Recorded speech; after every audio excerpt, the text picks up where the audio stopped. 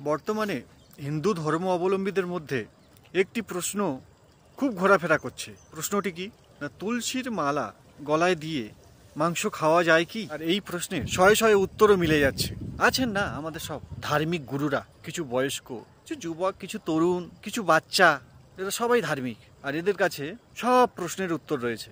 কেউ কেউ বলছে অমুক পুরাণে লেখা আছে, অমুক ধর্মীয় গ্রন্থে লেখা আছে, এমন শাস্ত্রে লেখা আছে। কোনো শাস্ত্র, কোনো ধর্মীয় গ্রন্থ, কোনো পুরাণ আপনাকে তুলসীর মালা গলায় দিয়ে মাংস খেতে বলে? যদি কোথাও থাকে তাহলে এই সমস্ত ভণ্ড বাবা, ভণ্ড সাধু আর ভণ্ড হিন্দু ধর্ম অবলম্বী যারা নিজেদেরকে সনাতনী বলে মনে করে অথচ ধর্মের কিছুই জানে না, কুরীতি কুপ্রথা ইত্যাদি চালু করা যাদের কাজ, চালিয়ে যাওয়া যাদের কাজ, তারা এই সমস্ত কথা বলে থাকে। হ্যাঁ, খাওয়ার সময় এমন করবেন না, স্নানের সময় এই দিকে ফিরে নমস্কার করুন, সূর্য নমস্কার, তুলসীর মালা পরে মাংস খাবেন না, একাদশীর দুদিন আগে মাংস খাবেন। এগুলো কোনো শাস্ত্রীয় ব্যাখ্যা নয়, কোনো শাস্ত্র এরকম কোনো নির্দেশ দেয় না। এগুলো যারা বিশ্বাস করছে তাদের মতো কোনো ভণ্ড মানুষের তৈরি কোনো পুস্তক। এরকম পুস্তক বাজারে হাজার হাজার মিলে যায়। পুস্তক আর শাস্ত্রের মধ্যে তফাৎ বুঝুন।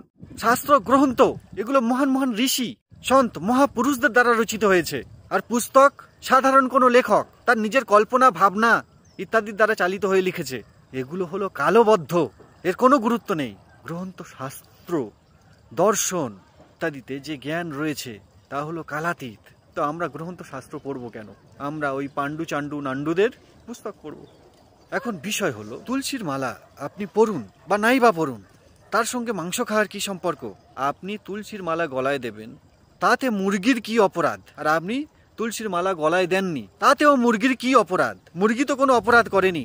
তো এই যে ভণ্ড মানুষগুলো, এদেরকে কে বোঝাবে? যে প্রাণী দানা শস্য খেয়ে নিজের জীবন ধারণ করে, সেই প্রাণীকে আপনি কেটে খেলেন, সে তো কোনো অপরাধ করেনি, কেটে মাংস করে খেলেন। আপনি অপরাধ করলেন না, আপনি প্রাণী হত্যা করলেন না, তাহলে আপনার কি সাজা হওয়া উচিত?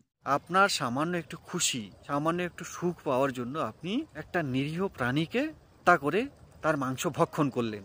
আর যদি বাঘ বা সিংহ এসে আপনাকে বলে আপনার মাংস বেশ স্বাদিষ্ট হবে, আপনি আমার ভোজন হয়ে যান, আর যদি একটু স্মার্ট বাঘ হয়, সে বলবে আমি তুলসীর মালা গলায় দিয়ে এসেছি, আসুন আপনাকে খাবো, আমি ধার্মিক বাঘ। আর কোনো বাঘ বলল দেখো ভাই, আমি তুলসীর মালা পরিনি, আমি ধার্মিক নই, তো তুমি আসো তোমাকে খাই। কার গালে যাবেন? তুলসী পরা ধার্মিক বাঘের গালে, না যে তুলসীর মালা পরেনি সেই বাঘের গালে যাবেন? মাংসাহার করা কোনো শাস্ত্রীয় বিধান নয়, মাংসাহার করা হিংসা।